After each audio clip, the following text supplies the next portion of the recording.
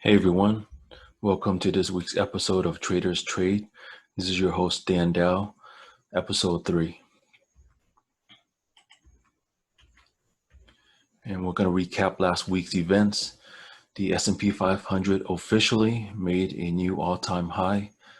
That's awesome. As you remember last week, I stated that we can possibly make a new high even without a new stimulus package. So we did do that last week. And the NASDAQ continues to march up, also making a new high. However, the index are making a higher high, but it's due to a few stocks, mainly the FANG stocks, the large tech companies. So that's also not good. What you want to see is the whole market moving up. But right now, the market is being led by a few large tech companies. COVID-19 cases and hospitalizations are trending lower. For economic reports, the housing and home builders are doing well, but we have unemployment claims going up to 1.1 million last week. So on to the market analysis. Here we see the S&P 500 peeking its head above the pre-COVID high. What we want to see now is that it stays in this uptrend, and if it does fall down, then it falls down to the pre-COVID high, acting as support before going higher.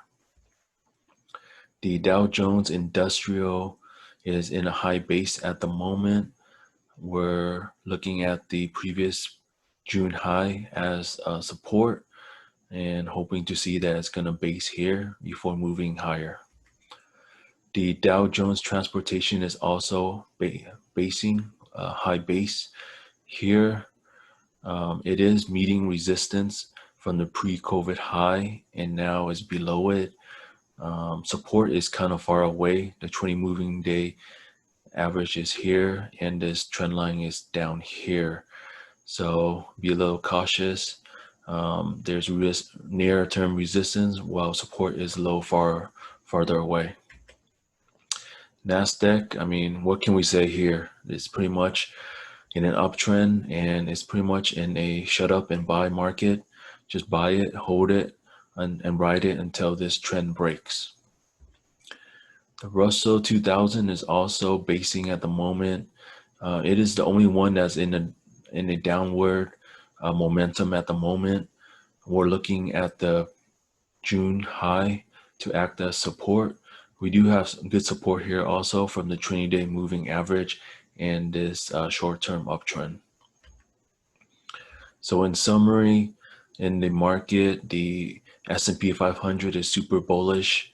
The Dow Jones Industrial and the NASDAQ are also bullish, while the transportation and Russell 2000 are neutral to bullish. Onward to sector analysis. First materials, this looks busy because we have a convergence of support and resistance around this area. We are also near the apex of this pennant. So the good news is that we have a lot of support here. The 20-day moving average, this uptrend, and the pre-COVID high price. So we would like to see that the support holds before going back up. Otherwise, if it breaks support, then we will have to look at the 50-day moving average to be the new support. And also this lower price here. Energy is not looking good, so this downtrend is keeping it down. It is below the moving averages now, and there are some rooms for it to go down to this lower trend line. Financials also not looking good. This downtrend line is keeping it down. We do have support at the 50-day moving average. Industrials is in a uptrend at the moment, but it is moving sideways at the moment. Momentum has slowed. We're looking at the June high to act as support. Otherwise, we have the 20-day moving average to act as support. Technology, again, similar to the NASDAQ, it is pretty much marching upwards. If it wasn't for this uptrend trend line right here that seems to be keeping it in control, then I would be very bullish. But at the moment, it is touching this trend line, so I would be cautious of it moving back down to the lower trend line. Consumer staples tried to make a new high. It tried to hit the pre-COVID high, but it failed to break above it. So it's now at the trend 10-day moving average. This short-term uptrend has been broken, so this also is going to be acting as another resistance. So I would be cautious here. Maybe it can move sideways or fall down to the trending day moving average, consolidate before going back, attempting to break the pre-COVID high again. Consumer discretionary is very bullish. This uptrend line is intact. Seems to be no resistance at the moment. Maybe this price here would be a possible resistance, but other than that, I mean, it's a clear uptrend with upward momentum. Real estate, also a weak sector. This trend line is keeping it down, but the 50-day moving average seems to be a good support. So it's going to be a battle. This upward trend line has also been broken and now is acting as resistance. Again, the 50-day moving average is going to be tested. We'll see how strong it is as a support. Utilities, also another weak sector. This trend line is keeping it down.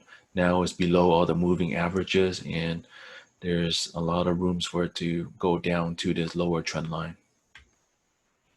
Healthcare looking good. It's in a high base, and we're looking at this 105 to be a good area of support. Communication is pretty much right at the apex of this pennant, so it needs to decide what it wants to do, either break upwards, but I think more plausible is going to move sideways or maybe go down to the 20-day moving average. So in summary, I'm very bullish on consumer discretionary. Other sectors are also bullish. On the bearish side, we have financials, energy, and utilities. Okay, so for contents this week, check out this interview from IBD with Kathy Wood. She gave a good explanation on why disruptive technology are doing well in a recession and crisis, and it's mainly because they are so creative. They have the solution to the problem, as you see, work from home, e-commerce. So that's where the money is flocking to at the moment. So check it out. The link is in the description. And in the past 3 months, we're looking at the performance for the best two sectors and also the worst two. The best two, we have consumer discretionary, and it's actually doing better than technology. And then on the worst side, we have utilities followed by energy. And to follow up on that note about consumer discretionary doing really well, here we have MasterCard and Visa. So they haven't made a new high yet. They've been basing, but both have broke out of their base. First was MasterCard, followed by Visa. So MasterCard and Visa, they followed the consumer spending, right? So when COVID hit, the market took a hit, and we weren't so sure about consumer spending due to the recession. But now that things have moving upwards, we got the V recovery in the S&P 500. Looks like people are thinking that consumer spending are going to be healthy and moving back up. So I would say MasterCard and Visa is an indicator of that. On to this week's events. First, we have the earnings for this week. A lot of good retails and tech stocks to check out. Best Buy is on tap for this Tuesday. So, Target did really well last week. So I would be interested to see how Best Buy does. It's also been moving up strongly, just like Target did. Medtronic is a medical supplies company. Watch out for that. We have Salesforce and Intuit after the close on Tuesday, and Nordstrom. Then we have Dick's Sporting Goods on Wednesday. On Wednesday after close, I would be interested in Elastic. It's a hot tech company. On Thursday before market open, we have Dollar General, Dollar Tree, 1-800-Flowers.com is doing really well. Oh, and wow, TD. So any traders out there who used Thinkorswim, last week was a very ugly week for us. I also used this platform, and they had about 2 down days where the system was just not responsive. You couldn't see your trades. You couldn't see the prices. Very disappointed. I was frustrated. Third day was also kind of slow, but I think they kind of got it back up near the end of the week, but very bad week. You don't want to have any disruption to your service right now in this market with high volatility. People want to trade, so you need to keep your system up and running with no downtime. So very disappointing in TD. Hopefully we'll get some comment from, well, we'll hear about it for sure on this earnings call. And then we have Okta, Marvell, Workday, Alta, VMware, very interested in that, including Dell Technologies. And then Viva Systems, this stock has been on absolute tear, clear uptrend. And then on Friday, lastly, really interesting to see how Big Lots is doing. It did came out a few weeks ago saying that their performance is above expectation. So we see how their earnings are going to do. Events for the week. The market looks like it's gonna coast higher, but watch out for a possible rotation into value. What that means is that the market might be selling the winners and then moving into the undervalued stocks. And then economists are going to meet later in this week at the Jackson Hole Symposium.